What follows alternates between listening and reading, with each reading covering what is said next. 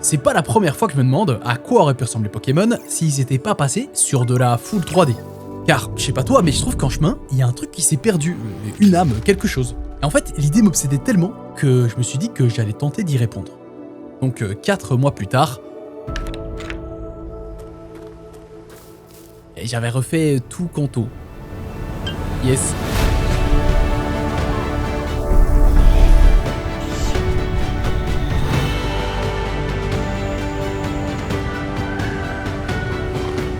Il y a quelques semaines encore, j'y connaissais absolument, mais alors absolument rien. Alors laisse-moi t'expliquer comment, mais aussi pourquoi j'ai voulu créer Pokémon sur Unreal Engine 5.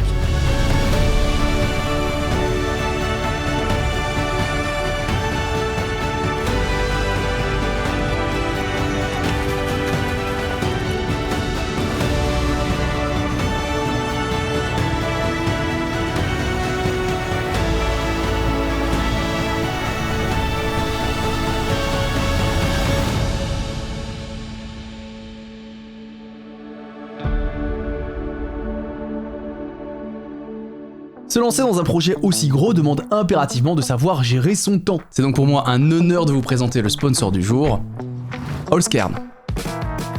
Holzkern, c'est une marque familiale autrichienne spécialisée dans les montres et les bijoux fabriqués à partir de matériaux naturels. Du bois, des pierres, de la nacre, parfois même des plumes ou des feuilles. Regardez-moi ça, le résultat est sublime. Et leur approche toute particulière a un impact direct. Chaque pièce est unique. C'est ça que j'adore en fait. Chaque montre, chaque bijou a sa propre personnalité. Ceux qui me suivent depuis un moment le savent, j'ai un rapport tout particulier avec la nature. J'aime les matériaux qui durent et j'aime tout particulièrement les marques qui essayent de faire les choses bien. Holzkern, c'est exactement ça. Comme ils produisent des pièces en petite quantité avec une vraie démarche responsable, on a une approche beaucoup plus respectueuse de l'environnement. En fait, le but est simple, acheter moins, mais acheter mieux. En ce moment, par exemple, je porte la montre Asgja, composée de bois de noyer, d'acier inoxydable et d'un véritable morceau de marbre. C'est juste magnifique. Ma compagne, elle, porte la Thémus, discrète, élégante, accompagnée d'une bague Supremum faite d'or et de nacre. Les finitions sont juste parfaites, c'est agréable à porter et y a pas que moi qui le dis. Il suffit de jeter un œil aux avis clients sur Trustpilot pour s'en rendre compte. Si vous aimez les matériaux naturels ou si vous aimez faire des cadeaux qui ont du sens à vos proches, je pense vraiment qu'Holzkern est le choix idéal. Et comme on approche de Noël, c'est le bon moment. En cliquant sur le lien en description et en utilisant le code NYONGS, vous bénéficierez d'une réduction de moins 15% sur tous les articles. Les colis partent directement depuis Vienne et la livraison est gratuite. C'est livré en 2 à 5 jours et tous les produits sont garantis 2 ans. Je vous glisse mon lien en description ainsi qu'en commentaire épinglé. Merci à Holzkern pour son soutien et nous, on retourne à la vidéo. Disclaimer, on sait tous comment fonctionne Nintendo quand il s'agit de créer des trucs autour de la licence Pokémon, donc je préfère le préciser d'entrée, cette vidéo est à but ludique, voire éducatif. On est là pour apprendre, on est là pour rigoler, rien de sérieux, alors comment cette histoire a-t-elle commencé? Eh bien tout démarre d'une obsession que je pense être le seul à avoir. Les petits terrains animés là sous les Pokémon en combat et tout.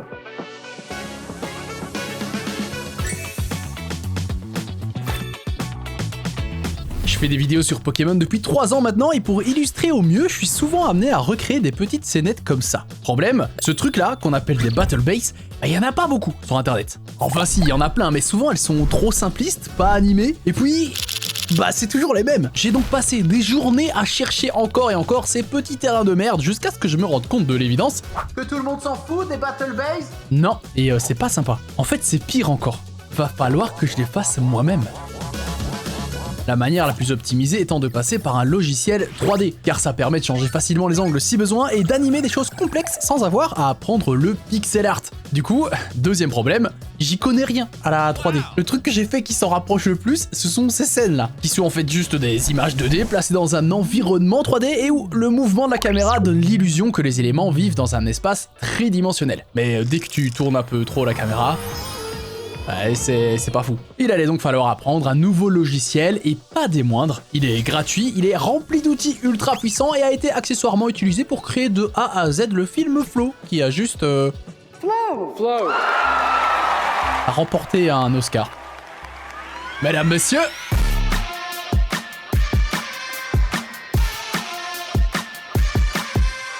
Apprendre Blender, c'est un peu comme apprendre une nouvelle langue, surtout si c'est la première fois que tu touches à la 3D. Faut te familiariser avec l'interface, apprendre les mots qui composent ce langage, alors évidemment, quand j'ai entendu pour la première fois Vertice, Static Mesh ou encore UV Unwrap, l'espace d'un instant, j'étais de retour en classe d'allemand. Mais tu finis par t'y faire. D'ailleurs, mon meilleur conseil, c'est de bouffer un max de tutos, en fonction bien sûr de tes besoins, mais faut y aller à fond. Aussi très vite, c'est bien d'apprendre les raccourcis clavier qui en plus sont souvent intuitifs. R pour rotation, S pour scaling, donc échelle en anglais, et pour bouger, donc move, c'est G.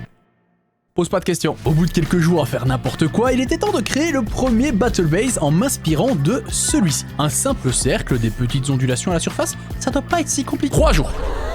Vraiment, 3 jours pour créer le plus basique des terrains. Mais j'en suis assez content, et en plus, faut pas perdre espoir, car ma dernière vidéo m'a appris plusieurs choses. Premièrement, ne jamais faire confiance à Matisse. Et deuxièmement, que la lave, c'est de l'eau orange, en gros. Donc en dupliquant mon modèle et en lui ajoutant des petits cailloux à la surface, boum, t'as ton Battle Base de lave.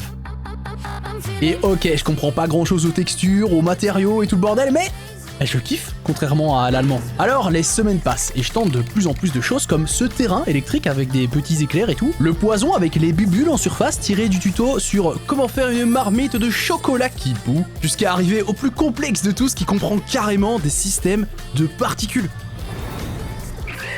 Le terrain vole. Ok, c'est pas une dinguerie, mais on s'en fout, car moi, je sens une progression. Alors je m'éclate, j'apprends, et mon niveau de confiance en 3D grimpe en flèche. Enfin, c'était avant de voir qu'à l'horizon, quelque chose approchait à grande vitesse. Ce truc, personne ne l'avait vu venir, et non, ce n'est pas une météorite, mais un monolithe.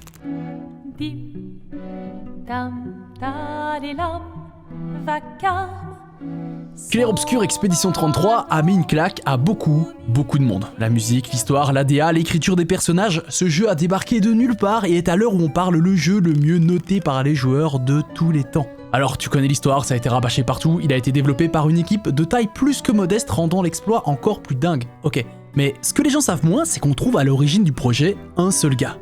Guillaume Broche bossait chez Ubisoft en tant que coordinateur de projet, ce qui, comme son nom l'indique, n'avait rien à voir avec le métier de développeur. Et il le dit lui-même, cette distance le frustrait. En fait, il était entouré de collègues plongés dans un logiciel bizarre, mystérieux, libre d'exprimer leur créativité pendant que lui était cantonné à la gestion et au suivi des tâches. Alors Guillaume va faire ce que tout homme normalement constitué ne ferait pas, et il va apprendre le développement de jeux vidéo sur son temps libre, bossant parfois 8 heures par jour en plus de son boulot, complètement obsédé par son nouveau petit projet perso, et ce pendant 6 mois au bout desquels un pote va le rejoindre, et puis un autre, etc. jusqu'à ce qu'on arrive à la sortie qu'on connaît aujourd'hui.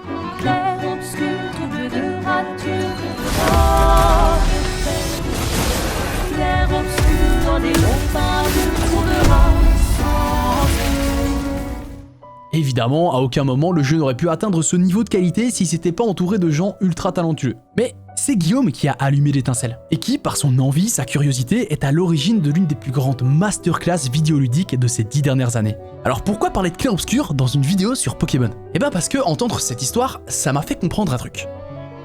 Personne ne naît avec un talent divin, ça n'existe pas. La règle d'or, c'est que tout s'apprend. Donc l'être humain là dont t'admires le travail, un dessinateur, un acteur, un créateur de contenu, a lui aussi été un jour novice dans sa discipline. Alors si t'as une idée en tête, l'envie de créer un truc, d'acquérir une nouvelle compétence, y a pas de secret. C'est du travail, de la répétition, si possible saupoudré de passion, c'est tout. Promis, c'est pas une vidéo de motivation, y a évidemment des exceptions, j'extrapole au max, mais l'idée est là. Voir un gars qui pourtant partait de tellement loin réussir à générer l'impulsion nécessaire pour créer Clair Obscur Expédition 33, je trouve ça trop inspirant. Donc moi aussi je veux apprendre en fait, passer à la vitesse supérieure. Pourquoi s'arrêter à de simples Battle Base quand on peut recréer un univers entier? Transformer ces fausses scènes 3D bancales en quelque chose d'unique, de nouveau. Il est l'heure d'expérimenter, de travailler dur, car moi aussi je veux faire bien, je veux faire mieux, je veux apprendre.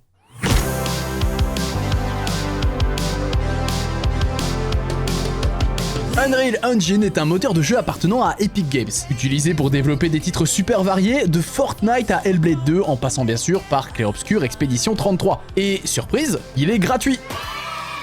Enfin gratuit, tu peux télécharger, utiliser et publier tes propres projets gratos, mais Epic Games prend 5% de royalties si ce que tu crées avec Unreal dépasse $1 million de revenus. Ok, on est bon. Alors, excité et confiant comme jamais avec toute l'expérience que j'ai accumulée sur Blender, j'installe et j'ouvre Unreal Engine 5 pour me rendre compte que je campais tranquille au pic de la montagne de la stupidité, prêt à faire un plongeon mortel jusqu'au fin fond de la vallée de l'humilité. Il fallait tout réapprendre, l'interface n'a plus rien à voir, même les raccourcis clavier sont différents. Rotation c'est E, par contre R c'est Scale, ok, Move c'est pas G, non, c'est pas M non plus, c'est W. Je vais péter un plomb. Il y a même un nouveau langage dans le langage, les blueprints, des sortes d'entremêlements de fonctions là qui servent à créer des suites logiques d'événements. C'est incompréhensible. Et c'est normal, Blender c'est plus un outil pour modeler et construire des modèles 3D, là où Unreal c'est un moteur de jeu en temps réel. Pour schématiser, Blender c'est l'atelier où tu fabriques les briques élémentaires et Unreal le terrain de jeu où tu construis ton monde avec ses briques. Un logiciel aussi surpuissant qu'il est intimidant. Mais si Monsieur Broche l'a fait, nous aussi on peut le faire en fait. Non là par contre c'est trop. Ça c'est trop, c'est trop. Ok, tout est en place, y a plus qu'à se fixer un objectif, un truc réaliste à la portée de quelqu'un qui débute. Être trop gourmand d'entrée risquerait d'affecter la motivation, je m'en bats les couilles, ok? Viens, on refait tout canto.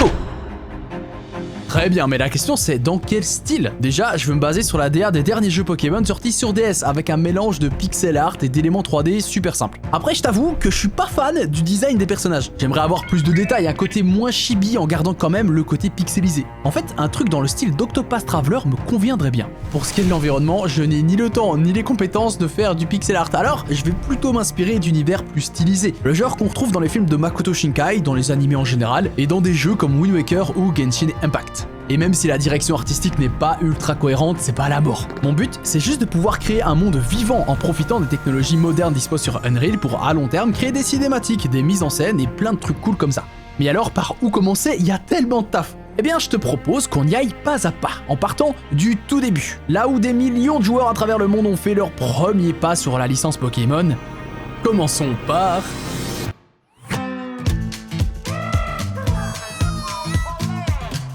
Je trouve ça bien de se concentrer dans un premier temps sur une petite portion de la carte, et le bourg-palette c'est l'endroit idéal pour ça, car on y trouve tous les éléments de base pour créer un monde. D'ailleurs la première étape c'est de créer ton landscape. On peut résumer ça comme le sol de ta map, ton terrain de jeu, c'est lui qui donnera la forme de base à ton univers. Tu peux le déformer comme tu veux, c'est trop satisfaisant, et tu peux peindre des textures dessus aussi. Enfin c'est un peu plus complexe que ça, mais dans l'idée tu choisis des couleurs ou des matériaux, tu chopes ton pinceau et tu dessines ce que tu veux. Pratique pour tracer des chemins par exemple. Au début je voulais m'inspirer des textures de Pokémon noir et blanc, mais j'étais pas convaincu, c'était un peu plat, ça manquait de profondeur, et c'est là que j'ai découvert l'un des outils les plus puissants qu'Unreal a à nous offrir, les Runtime Virtual Texture, RVT, qui peuvent servir à plein de trucs, notamment à faire comprendre à ton landscape que là où je peins du vert, tu vois, eh ben je veux que tu places ces petits brins d'herbe tout simples, mais attention, uniquement là où il y a du vert. Et donc quand tu traces tes chemins, boum, l'herbe disparaît. Mais attends, il y a mieux encore, tu peux aussi lui demander de changer la couleur de chacun des brins d'herbe individuellement en fonction de la couleur qui se trouve à sa base. En remplaçant donc ce vert uni dégueulasse par une texture plus détaillée, tu passes de ça à ça.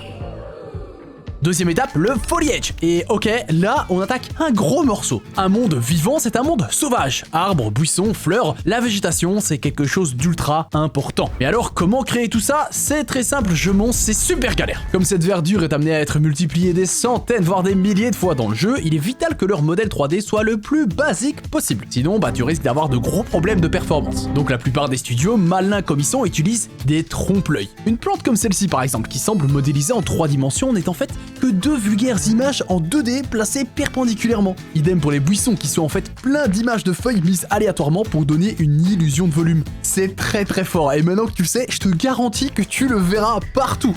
Pour faire mes propres fleurs, j'ai étonnamment passé la majeure partie de mon temps sur Photoshop, what the fuck. En fait, c'est la manière la plus simple de le faire. Tu dessines le moins pitoyablement possible des trucs comme ça, et quand t'en es satisfait, t'importes le tout dans Blender pour soit faire la technique du chassé-croisé, soit pour les fleurs plus simples, t'as juste à incurver quelque peu ton image pour créer un semblant de profondeur. T'exportes le tout sur Unreal et te voilà l'heureux propriétaire d'une magnifique pâquerette.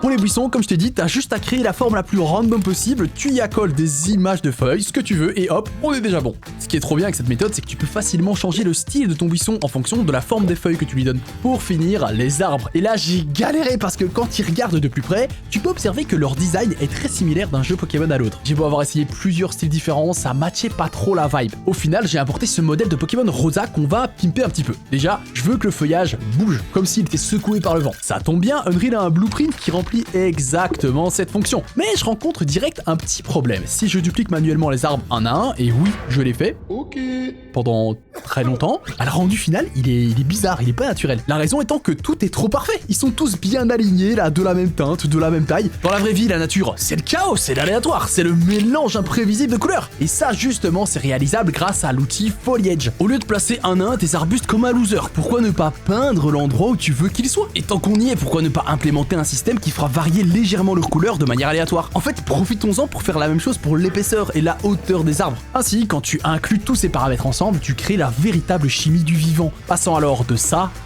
à ça. Je trouve ça trop puissant et turbo satisfaisant aussi, mais on n'a pas encore fini. Attaquons-nous à la prochaine étape. Le ciel de base fourni d'Unreal n'est pas mauvais, mais ne matche pas vraiment l'idée que j'ai en tête. Alors un conseil que je peux te donner si tu veux t'améliorer, c'est de ne pas hésiter à regarder ce que font les autres, ceux dont t'apprécies le travail. Certes, tu peux tout faire par toi-même, apprendre à la sueur de ton front, grand prince, mais je trouve pas ça optimal. Y a pas de honte à t'inspirer ou même à acheter certains assets. Sur Fab, le marketplace de Unreal, je suis tombé sur ce ciel absolument sublime. C'était encore plus beau que ce que moi-même je m'étais imaginé. Alors, évidemment, en achetant son produit, tu soutiens son créateur, trop bien, mais aussi ça te permet de voir l'envers du décor. Comment quelqu'un de plus compétent que toi a-t-il fait pour construire un système aussi complexe? Tu peux alors décortiquer les effets utilisés, leur fonctionnement et à terme pouvoir toi aussi leur produire. En plus, Fab propose aussi plein de modèles 3D gratuits, sympa si tu veux accélérer ton processus de création. Il y a vraiment de tout, même des matériaux de mer et de rivière complètement dingues, mais pour le coup, ça me semblait faisable. C'est là que je suis tombé sur ce tuto qui... Salut, c'est Rimé, on se retrouve pour un nouveau tuto. était en français, ça arrive jamais. Alors Rimé, mon frérot, merci d'avoir apaisé mes maux de crâne. Ton eau est en plus de ça incroyable, t'as juste à mettre ton matériau sur une surface plane et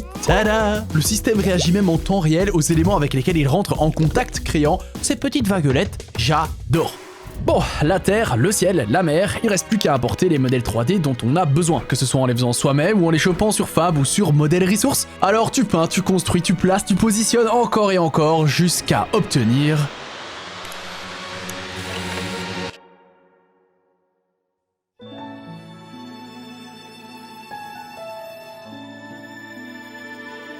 Tous les éléments essentiels sont là. J'en ai profité pour rajouter quelques petites choses comme des lampadaires, des buissons et des bancs. Je me suis aussi amusé à créer des animations toutes simples comme des hélices qui tournent et des feuilles qui tombent. Aussi, j'ai dû modéliser des hautes herbes. Je te dis pas la galère, ça doit être la 5e ou la 6e version et c'est toujours pas incroyable, mais vas-y, ça fait le taf. Pour finir, j'ai dû faire du bricolage pour agrandir la taille des maisons, leur donner plus de volume, et par la même occasion, j'ai sali un peu leur texture. Elles étaient toutes lisses, toutes parfaites, mais avec un peu de magouille, la maison a l'air moins plastique, mieux intégrée à son environnement.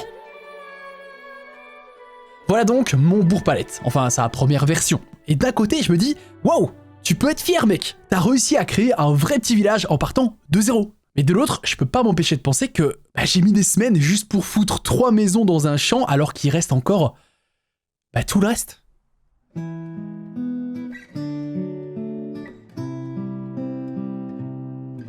Et je parle pas que de la construction de la map, il faut créer notre personnage pixel par pixel, puis il faut le faire marcher, donc tu redessines une deuxième pose, puis une troisième, une quatrième, etc. Et il faut qu'il court aussi, bah ouais, donc tu recommences, 1, 2, 3, 4, 5, 6, tu penses voir le bout, mais non, car là tu captes qu'il faut faire ça pour les 4 directions. Puis il faut imaginer toute la logique de ces déplacements aussi, parce que sur Unreal, c'est pas juste t'appuies sur la flèche du bas et ton perso il descend. Non, faut tout programmer. Ensuite, tu bosses sur le sound design, c'est important le sound design. Alors, tu crées un système qui génère des bruits de pas différents en fonction de la surface sur laquelle tu te déplaces, puis tu te plonges dans la création de VFX tant qu'à faire. Tu fabriques du feu, de la pluie et même de la poussière pour rajouter du détail quand tu bouges. La liste est interminable. Et pour être honnête, si à ce moment-là, j'avais pris conscience de la montagne de travail que ça représentait, je l'aurais tout simplement pas fait.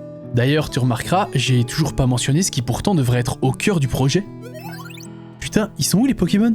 Il y a une raison à leur absence, en fait c'est de loin, mais alors de très loin, la partie la plus chiante, la plus répétitive et la plus longue de tout le projet. Sans déconner. Tu veux créer Mew? Ok, il te faut son sprite sheet, suite Pokémon Donjon Mystère de préférence. Tu l'importes dans Unreal et tu sépares toutes les poses individuellement. Ensuite, tu sélectionnes les 6 sprites de face que tu convertis en flipbook. Tu règles le point pivot, la vitesse de lecture et félicitations, tu as une animation. Maintenant, faut faire la même chose pour les 8 autres. Là, faut explicitement dire à Unreal quelle animation utiliser en fonction de la direction dans laquelle se déplace ton Pokémon. C'est pas automatique. Puis tu dois programmer ses caractéristiques. Quelle taille fait-il? Quelle est sa vitesse de déplacement? Tu mets en place un comportement pour qu'il se balade librement sur ta carte dans les zones que tu auras spécifiquement choisies. T'es content, t'importes Mew et tu vois que le contour noir casse totalement l'intégration du Pokémon. Donc tu retournes sur Asprite, tu codes un script qui détecte tous les pixels noirs adjacents à un pixel transparent qui va ensuite scanner les couleurs voisines pour teinter légèrement les contours. Tu réapportes le tout et enfin, ton projet contient un Pokémon, plus que 150.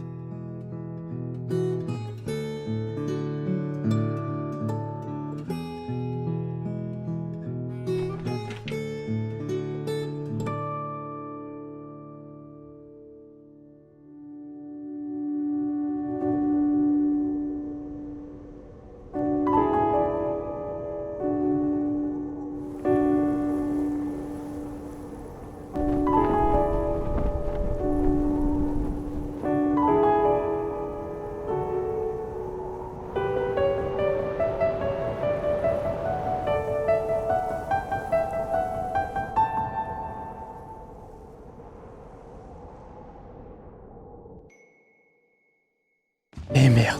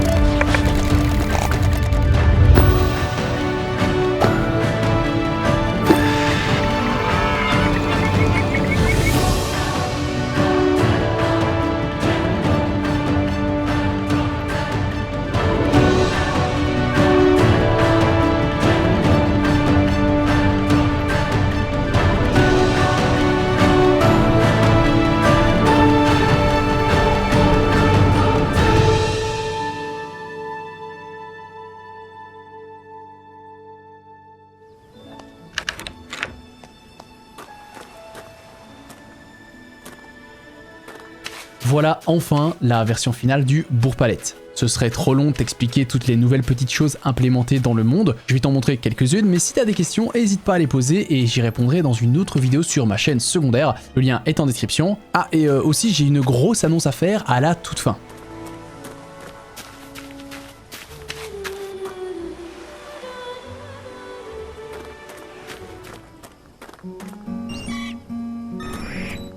Pour commencer, les Pokémon. Ils peuvent soit se balader, soit te suivre en un clic en fonction des besoins. Les PNJ, eux, viennent de Pokémon Ranger. Je les ai animés de la même manière que les Pokémon et ils peuvent eux aussi se déplacer librement ou tout simplement rester sur place.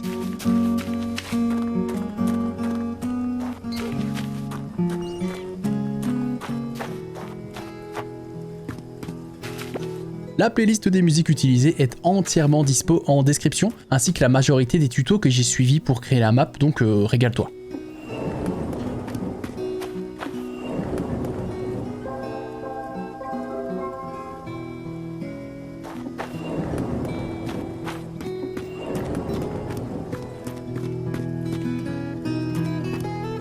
Aussi très important, j'ai publié une balade entière de plus de 30 minutes, ambiance chill détente sur toute la région. Le lien est aussi en description.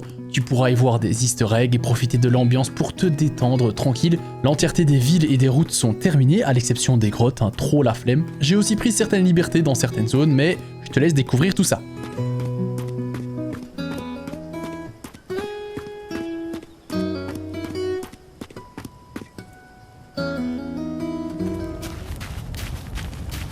Là, le cycle jour-nuit est désactivé pour garder une belle ambiance de coucher de soleil, mais l'heure de la journée change radicalement la vibe dans certaines zones, comme à l'avant-ville par exemple.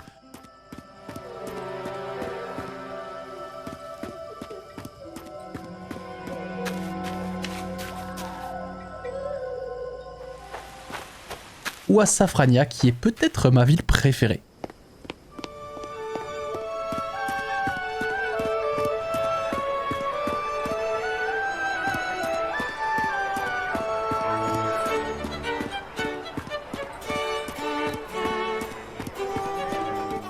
Comme je te l'ai dit, le but de tout ce projet était de pouvoir faire des cinématiques pour mes prochaines vidéos. J'étais pas du tout obligé de faire toute la map, mais le défi était vraiment cool. J'ai appris plein de choses sur ces derniers mois et je te laisse donc avec l'annonce de fin qui servira de prototype, hein, une démonstration des possibilités offertes par tout ça. Alors, attention, on est parti.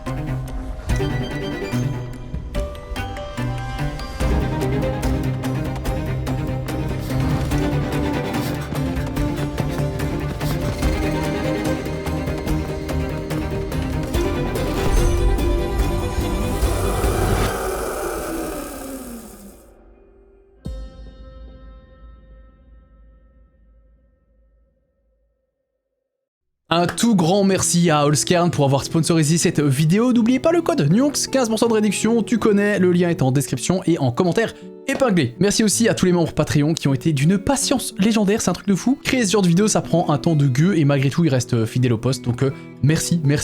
J'ai d'ailleurs ouvert la souscription YouTube sur la chaîne secondaire uniquement pour ceux qui préfèrent la plateforme YouTube. Vous avez des petites vidéos en avance, des petites vidéos exclusives aussi forcément. J'ai grave augmenté le nombre d'ailleurs de ces vidéos exclusives, donc si jamais tu veux soutenir mon travail, surtout, n'hésite pas, je t'aime d'avance. Prenez soin de vous, c'est le plus important, et moi les amis, je vous dis à la prochaine. Ciao ciao.